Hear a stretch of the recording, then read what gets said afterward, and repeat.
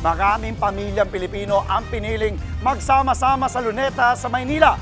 Bukod po sa kainan, may mga pasyalan din doon. Nakitong report. Sa bisperas ng Pasko, marami sa ating mga kapatid ang piniling mag-celebrate sa Luneta. Marami ang namasyal, naglaro, kumain kasama ang kanilang pamilya. Kinaliwan din dito ang makukulay na dancing fountain. Sakto pa na malamig ang simoy ng hangin. Marami sa kanila mas piniling lumabas para maiba naman daw ang nakagawin ang pagsalubong sa Pasko. At speaking of celebration, tinanong natin ang ilan sa ating mga kapatid kung anong klaseng karakter nga ba sila tuwing may family gathering. Ikaw ba yung trentahin na at lagi nang masakit ang likod? O yung maraming napapansin sa mga kamag-anak? Pwede ring dead maka sa lahat at tirador ka lang ng handa. Tirador po ng pagkain.